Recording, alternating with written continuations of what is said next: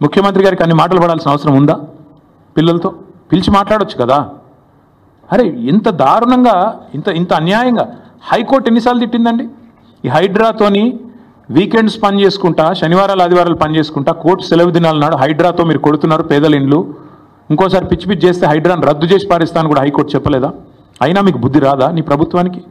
బుల్డోజర్లు ఎందుకు పోతున్నాయి ఆదివారాలు శనివారాలు ప్రజల మీదకి? అంటే ఎన్నిసార్లు కోర్టు చెప్పినా, హైకోర్టు చెప్పినా, సుప్రీంకోర్టు చెప్పినా నీకు బుద్ధి రాదా? ఇంగితం రాదా నీ ప్రభుత్వానికి? అక్కడ పులులు లేవు, జింకలు లేవు అని పంచ్ డైలాగులు చెప్పడం ఏమింది నాకు అర్థం కాదు. అక్కడ ఏముందో కనీసం ఎప్పుడన్నా పోయినావా నువ్వు?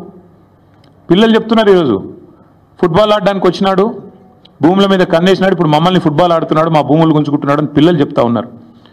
నేనేమంటా ఉన్నా అంటే రేవంత్ రెడ్డి గారిని, ప్రజాపాలన అంటే విద్యార్థుల జుట్టు లాగడం, ఆడపిల్లల బట్టలు చింపడం, ఒక న్యాయం కోసం వాళ్ళు ఒక ఇంచు భూమి వాళ్ళదా? ప్రైవేట్ భూమి ఏమన్నా? ప్రజల కోసం, హైదరాబాద్ భవిష్యత్తు కోసం వాళ్ళు కొట్లాడుతున్నారు. అక్కడ చదువుకునే పిల్లల్లో 70-75% మంది పిల్లలు మన రాష్ట్రం వాళ్ళు కూడా కాదు. వాళ్ళు పాపం వివిధ రాష్ట్రాల నుంచి వచ్చి 2-3 ఏళ్ళు ఇక్కడ చదువుకొని 4-5 ఏళ్ళు చదువుకొని పిహెచ్డీ చేసే వాళ్ళు అయితే వెళ్ళిపోతారు వాళ్ళు. కానీ వాళ్ళకి హైదరాబాద్లో ఉన్న ప్రేమ మీద నీకు అరపైసా అన్నుందా? అనుమాత్రం ఉందా? వాళ్ళు హైదరాబాద్ కోసం వాళ్ళు పోరాడుతుంటే, హైదరాబాద్ భవిష్యత్ తరాల కోసం వాళ్ళు కొట్లాడుతుంటే కనీసం నువ్వు ముఖ్యమంత్రివి, 4 కోట్ల మందికి ప్రతినిధివి అన్న ఇంగితం నీకుందా? సిగ్గనిపిస్తలేదా కనీసం? డబ్బు కోసం ఇంత దిగజారాలా? ఇంత తప్పుడు పనులు చేయాలా? నేను జగదీష్ రెడ్డి గారు చెప్పారు, నేను మళ్ళీ చెప్తున్నా, 14,000 ఎకరాలు మేము హైదరాబాద్ ఫార్మాసిటీ కోసం సేకరించాం. ఎస్, మాకు కూడా ప్రతిఘటన ఎదురైంది, మాకు కూడా ఇబ్బందులు అయినాయి. ఒప్పించి మెప్పించి మొత్తానికి కోర్టు కూడా అన్ని సరైన వివరాలు సమర్పించి మేము ministry of environment forest clearance తెచ్చి అన్ని చేసి 14,000 ఎకరాలు హైదరాబాద్ ఫార్మాసిటీ అని చెప్పి ఒక గ్రీన్ ఫార్మాసిటీ కడతామని చెప్పి మేము సేకరించాం. ఇవాళ నువ్వు దాన్ని 4th సిటీయో 420 సిటీయో కడుతున్నావు నువ్వు అక్కడ.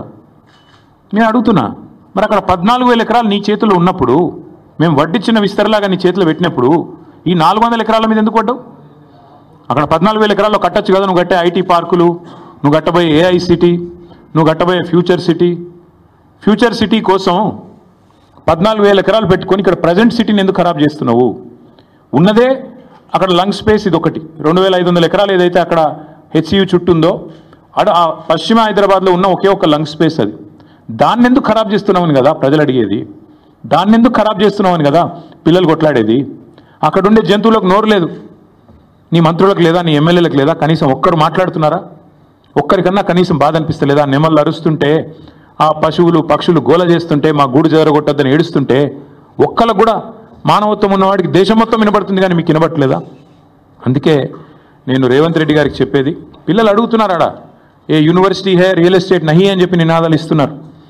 ఇక మళ్ళీ దాని మీద ప్రెస్ మీట్లు, ఇష్టం వచ్చినట్టు తిట్లు, మేము అవన్నీ చెప్పడానికి నేను రాలేదు. నేను ఇవాళ సూటిగా స్పష్టంగా ఒకటే విషయం చెప్తా ఉన్నా, మళ్ళీ మమ్మల్ని ఎవరు కూడా తప్పు పట్టవద్దని చెప్పి కూడా కోరుతా ఉన్నా.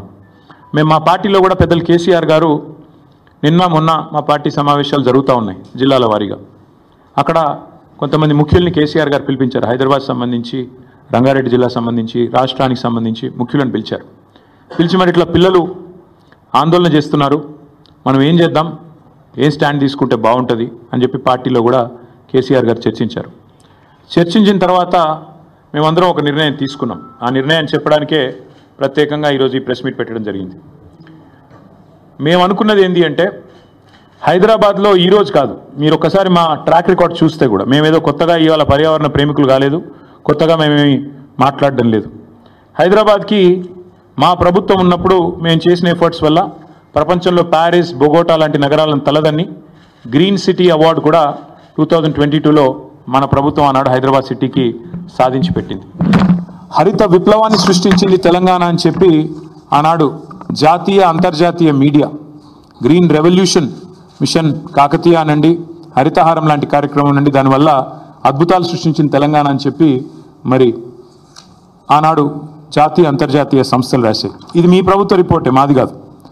7.7% గ్రీన్ కవర్ పెరిగింది కేసీఆర్ గారి ప్రభుత్వంలో అని చెప్పి ఫారెస్ట్ సర్వే ఆఫ్ ఇండియా ఇచ్చిన రిపోర్టు మీ MCRHRD వెబ్సైట్లో ఉంది, ముఖ్యమంత్రి గారు కావాలంటే చూసుకోవచ్చు. 270 కోట్ల మొక్కలు నాటి హరిత విప్లవాన్ని సృష్టించిన ప్రభుత్వం మాది. హైదరాబాద్, కొరియాలో జరిగిన ఒక అంతర్జాతీయ ఈవెంట్లో ప్యారిస్ని, బొగోటాని, మెహికోని వీటన్నిటిని కాదని ఆనాడు అంతర్జాతీయ అవార్డు గెలుచుకున్న సందర్భంగా జాతీయ పత్రికల్లో వచ్చిన వార్తలు. జాతీయ స్థాయిలో forest survey of India Telangana ranks first in the nation in environment conservation forest cover. ఇది మా ట్రాక్ రికార్డ్, ఇది మేము సాధించిన విజయాలు. ఇక మళ్ళీ అదే మాట మళ్ళీ ఒకసారి, హరితహారం వల్ల మేము హెచ్ఎండిఏలో చేసిన ఎఫర్ట్స్ వల్ల గ్రీన్ సిటీ అవార్డు వచ్చిన విషయం. అదే మాదిరిగా ఇక ఇది డేటా, ఒక 10 ఏళ్లలో భారతదేశంలో ఏ నగరంలో గ్రీన్ కవర్ పెరిగింది అంటే మెట్రోస్లో. ఇది data, times of India report. ఇది డేటా చూడండి. బొంబాయి, ఢిల్లీ, చెన్నై, అదేవిధంగా కోల్కతా, బెంగళూరు, హైదరాబాద్ ఇవన్నిటిని కలిపి చూస్తే హైదరాబాద్లో అత్యధికంగా గ్రీన్ కవర్ పెంచింది తెలంగాణ ప్రభుత్వం కేసీఆర్ గారి హయాంలో అని మరి జాతీయ స్థాయిలో వచ్చిన రిపోర్ట్స్.